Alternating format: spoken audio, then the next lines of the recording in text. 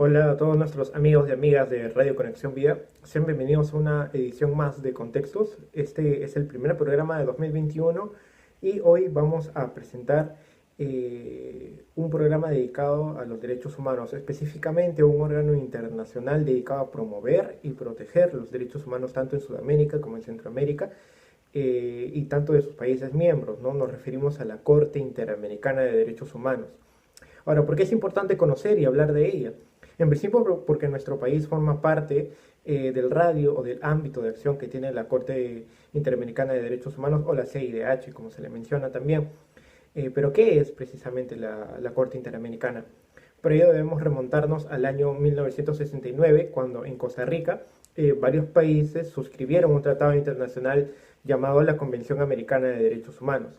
Este va a ser el documento base con que se va a habilitar a la Comisión Interamericana de Derechos Humanos, así como a la Corte Interamericana de Derechos Humanos, a conocer temas relacionados a derechos o vulneraciones a derechos con respecto a sus estados miembros, ¿no? Es decir, a quienes participan de esta Corte, o mejor dicho, de esta Convención Americana de Derechos Humanos.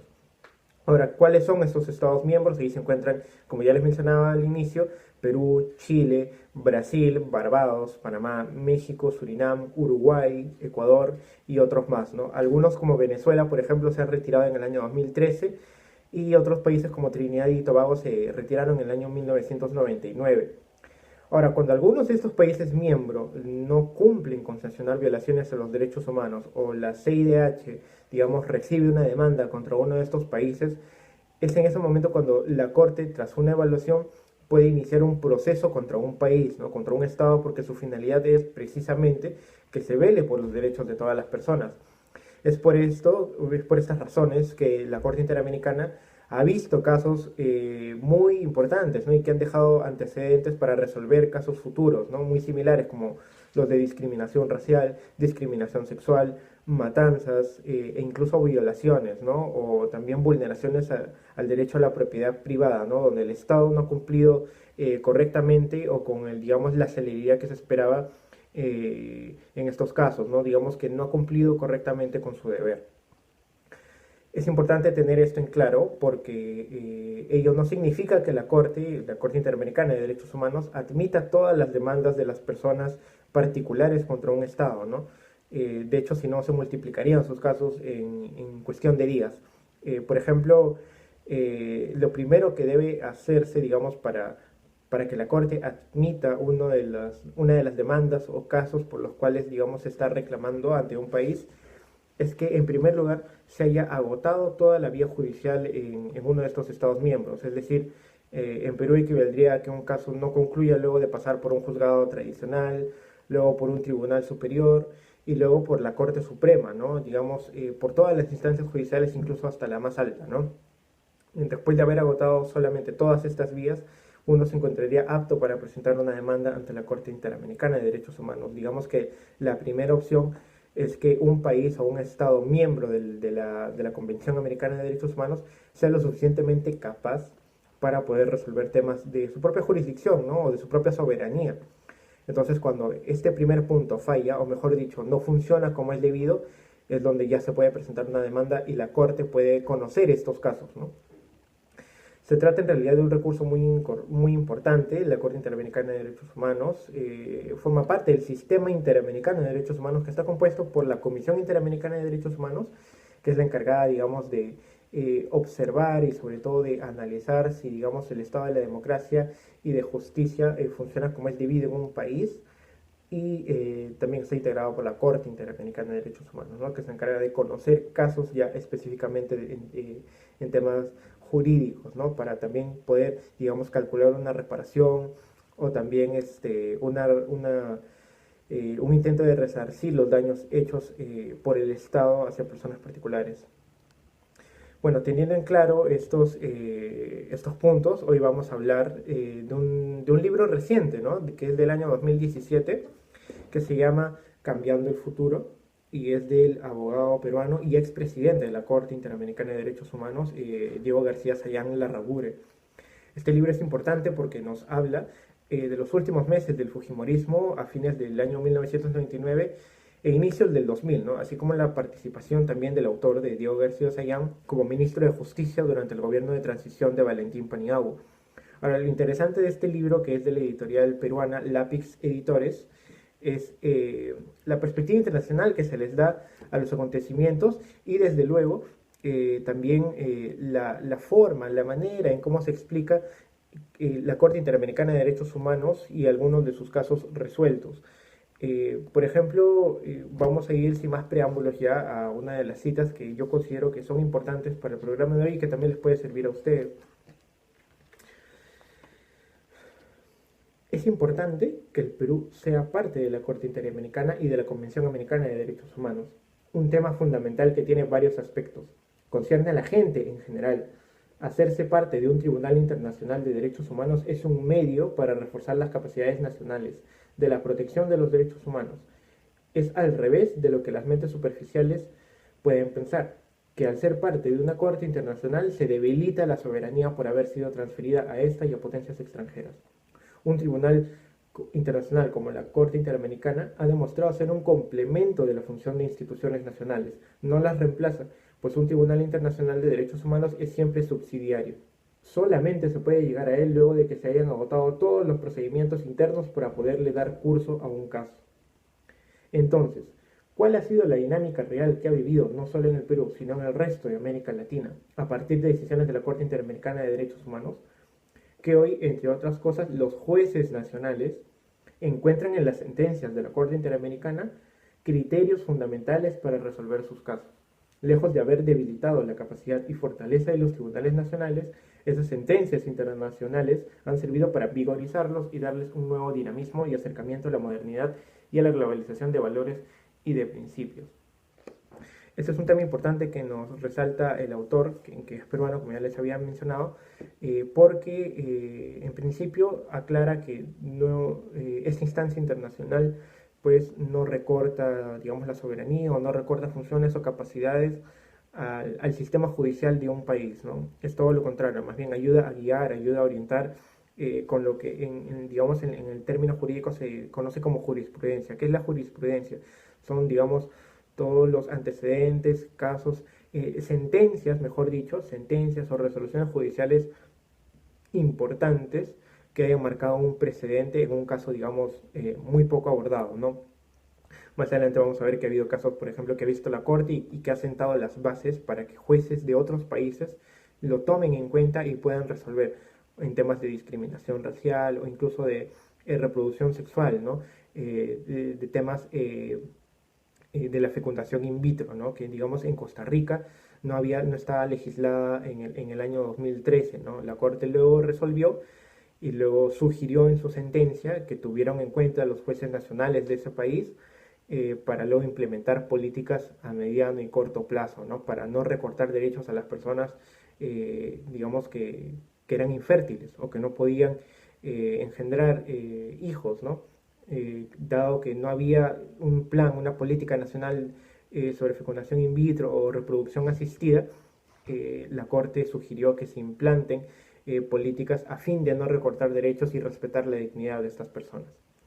Vamos a ir con otra cita importante.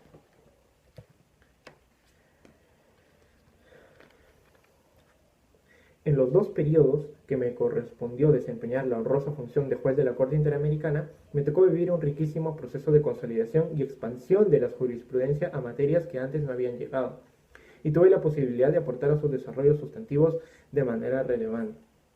Reseño aquí lo que creo son 8 asuntos esenciales en los que los desarrollos son particularmente relevantes: amnistías o autoamnistías, participación en los asuntos públicos, libertad de expresión y otros derechos vinculados, derechos de los pueblos indígenas, discriminación de género, crimen organizado, discriminación por orientación sexual, prohibición de la fertilización in vitro y propiedad privada. Este es solo, por ejemplo, una pequeña gama del gran espectro de acción que tiene la Corte Interamericana de Derechos Humanos y que sobre todo ha contribuido pues a resolver temas espinosos, temas que digamos han estado envueltos en estereotipos o en prejuicios o en todo caso que no han sido muy abordados o que han sido inéditos, ¿no? Entonces es importante conocer el radio de acción que tiene la Corte Interamericana porque no solamente también afecta a los derechos humanos, sino también, por ejemplo, a la libertad de prensa, ¿no? La libertad de opinión. Ha habido muchos casos donde se ha recurrido a la Corte para defender precisamente también la labor periodística, ¿no? En épocas de dictadura o en épocas de represión, de represiones autoritarias. Cabe mencionar, por ejemplo, que el caso de Barrios Altos y La Cantuta también fue resuelto a inicios del año 2000, ¿no? Por ejemplo, en el 2001, en el 2006 aproximadamente se resolvieron ambos casos porque el Estado no cumplió efectivamente con su deber, tanto en investigar como en sancionar a los responsables de estos hechos ocurridos en los gobiernos autoritarios de Alberto Fujimori, ¿no? Primero el 90 hasta el año 95, luego del 95 hasta el 2000, y luego en un intento también por retirarse de la Corte Interamericana de Derechos Humanos a través de una propuesta legislativa, no sin respetar todos los protocolos, porque si es algo importante de resaltar es que la Corte Interamericana estipula que para poder retirarse, digamos, de este tratado internacional, de la Convención Americana de Derechos Humanos, se tiene que solicitar con un año de antelación, ¿no? Con un año de anticipación. El Perú no cumplió con ello y eso más bien dio una muestra del gobierno autoritario, también de Alberto Fujimori, para poder retirarse de la Corte y pues no destacar la posible sentencia que iba a tener en esos meses la Corte Interamericana sobre el caso Barrios Altos. Vamos a ir con la última cita del texto, pero antes es necesario comentarles un tema muy importante, porque la siguiente cita está muy enfocada a un caso muy interesante que es necesario relatarles. Se trata de un caso del año 2010 que se llamó Atala Rifo y Niñas contra Chile, ¿no? O versus Chile. En el año 2002, la jueza Karen Atala Rifo finalizó su matrimonio con Jaime López Allendez, con quien tuvo 3 hijas, ¿no? Todas menores de edad. Rifo finalizó su matrimonio y luego, tras un mutuo acuerdo entre la expareja, ambos decidieron que sea Karen Atala quien tenga la custodia, la tenencia, ¿no? de las niñas, de las menores.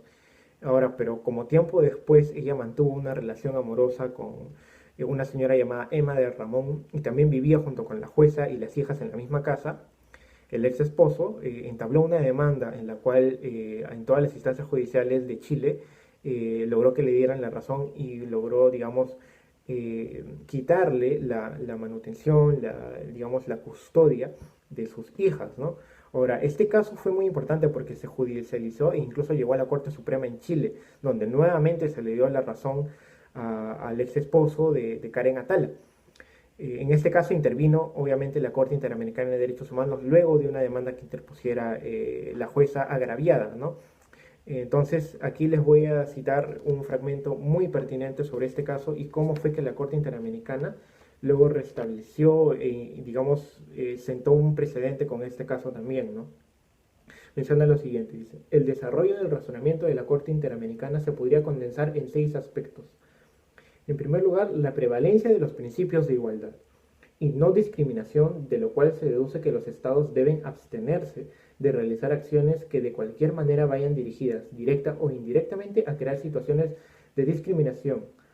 Además, que están obligados a adoptar medidas positivas para revertir o cambiar situaciones discriminatorias existentes en sus sociedades en perjuicio de determinado grupo de personas.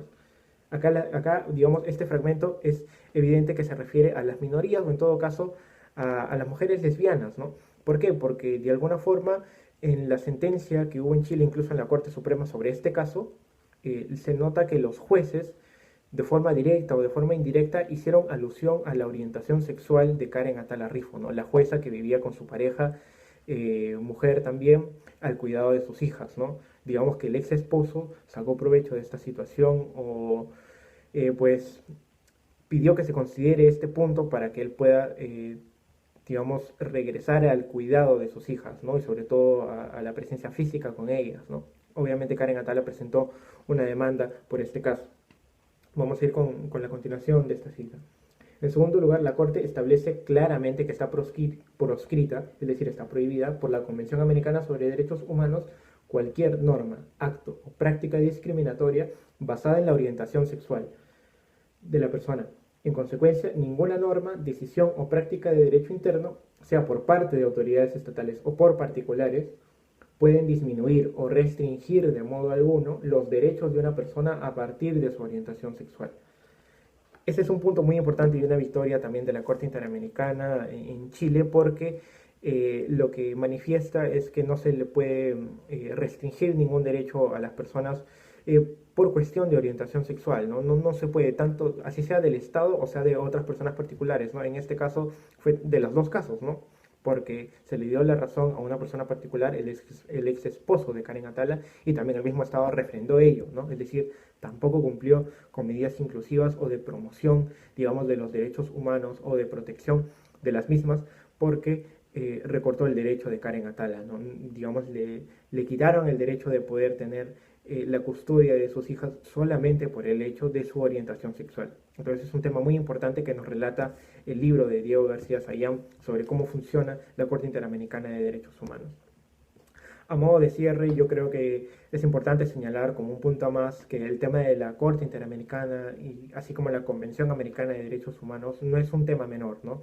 De hecho, es relevante para que las instituciones de cada país respeten y promuevan la justicia en sus respectivos estados.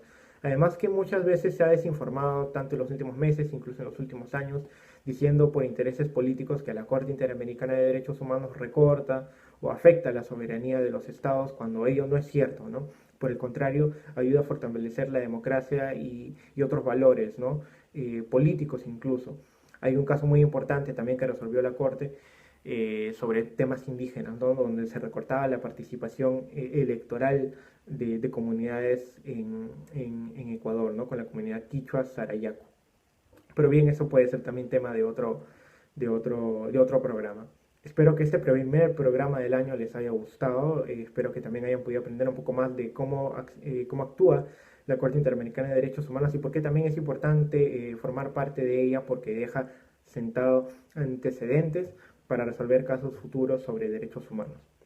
Nosotros nos reencontramos ya en la siguiente edición de Contextos. No olviden de seguirnos en las redes sociales y sobre todo también visitar nuestra página web www.conexionvida.pe. Conmigo será hasta el siguiente programa.